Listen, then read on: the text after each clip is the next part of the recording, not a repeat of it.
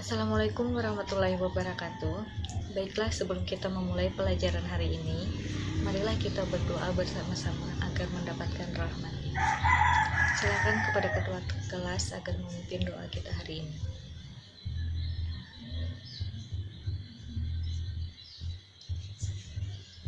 Ini apakah ada yang tidak berhadir hari ini?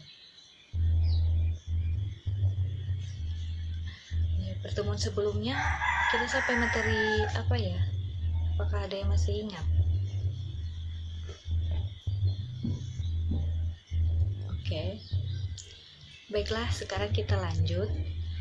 Jadi hari ini kita akan membahas mengenai seni peran. Sebelumnya, apakah kalian pernah mendengar istilah seni peran?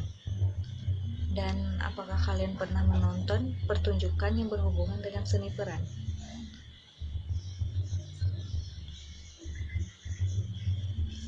Oke, baiklah. Setelah ini kita akan melihat video penjelasan mengenai seni peran. Silahkan ditonton dan perhatikan. Seni peran.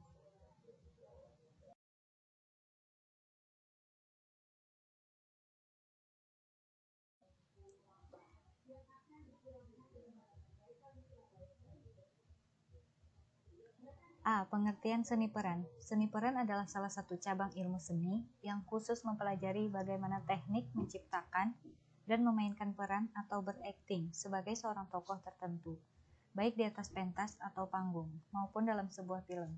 Dan pelaku seni peran ini disebut sebagai aktor.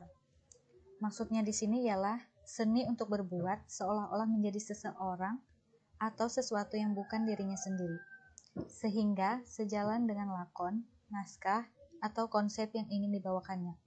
Istilah peran tersendiri atau acting berasal dari bahasa Inggris. Di sini juga ada gaya seni peran. Dalam teater tradisional rakyat, menurut Sembung, gaya seni peran dapat dikategorikan dalam 3 jenis, yaitu gaya komikal, gaya realistik, dan gaya agung. Gaya komikal berasal dari gaya syarat dengan kelucuan yang harus dihadirkan. Biasanya gaya ini hadir ketika tokoh pelawak mulai melucu atau tampil dalam adegan komik relief atau bagian komik. Gaya realistik merupakan gaya yang menekankan kenaturalan dan kemiripan dengan tokoh manusia yang sebenarnya, sehingga seni peran gaya realistik ditampilkan oleh pemeran lainnya dalam membawakan lakon bersumber kehidupan sehari-hari.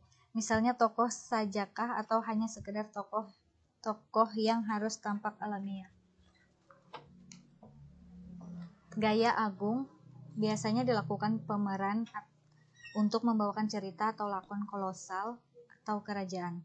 Lakon yang dibawakan pada teater tradisional rakyat sebagian besar tidak berdasar pada naskah tertulis, sehingga pemeran tidak menghafalkan dialog dan harus melakukan improvisasi atau aksi spontan dengan gaya agung, atau meniru-nirukan gaya tokoh kerajaan. Dan di bawah sini ada unsur seni peran. Unsur seni peran yang dimaksud adalah tubuh, suara, rasa, pikir, dan artistik. Di sini di mana untuk penunjang seni peran.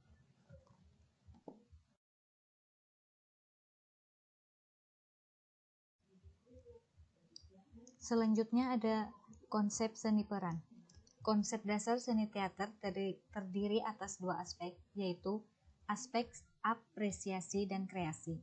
Namun karena keterbatasan SDM, aspek yang lebih sering diajarkan terkait dengan aspek apresiasi yang seharusnya aspek kreasi lebih dikedepankan. Selanjutnya ada teknik dasar seni peran. Teknik dasar seni peran adalah metode dan strategi dasar dalam melakukan atau dalam memainkan peran. Selain teknik dasar seni peran juga melibatkan berbagai latihan untuk mempersiapkan tubuh pemain meliputi. Yang pertama, olah tubuh atau latihan dasar untuk menjaga stamina dan ketentuan tubuh. Yang kedua, ada olah suara atau vokal. Di sini latihan untuk menjaga dan meningkatkan kemampuan vokal. Yang ketiga, ada olah rasa yaitu latihan meningkatkan kemampuan penghayatan dan imajinasi. Dan yang terakhir ada ruang. Ruang merupakan kemampuan untuk mengetahui kebutuhan suatu ruangan, misalnya blocking.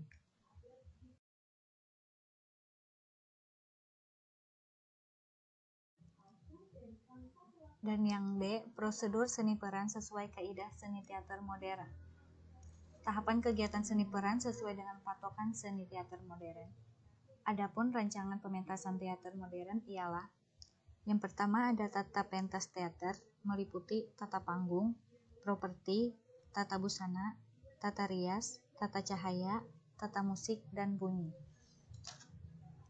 Yang B ada tahapan pementasan. Di sini ada meliputi mengadaptasikan naskah, konsep pementasan teater modern, casting atau pemilihan peran, proses latihan dan pementasan. Dan yang terakhir ada pementasan.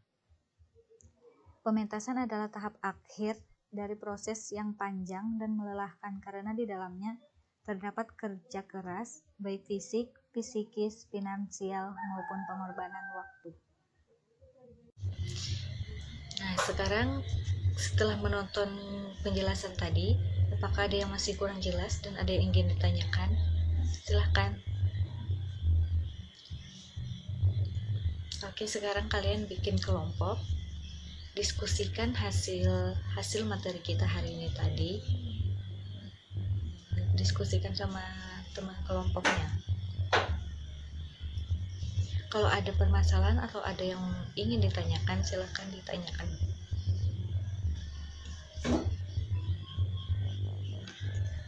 Selanjutnya kalian tulis kesimpulan dari materi kita hari ini tadi. Saya beri waktu 2 menit. Oke.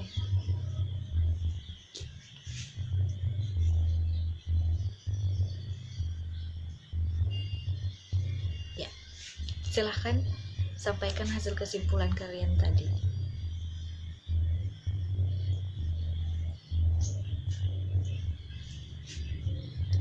Ini saya akan kasih tugas per kelompok, dikerjakannya per kelompok dan dikumpulkan di pertemuan selanjutnya. Tugasnya ialah cari 2 video, tonton bersama-sama, dan setelah itu deskripsikan hasil video yang sudah kalian tonton tadi. Ya, dikumpulkan minggu depan atau di pertemuan selanjutnya. Oke, itu saja untuk pertemuan kita hari ini. Terima kasih. Sampai jumpa di pertemuan selanjutnya. Wassalamualaikum warahmatullahi wabarakatuh.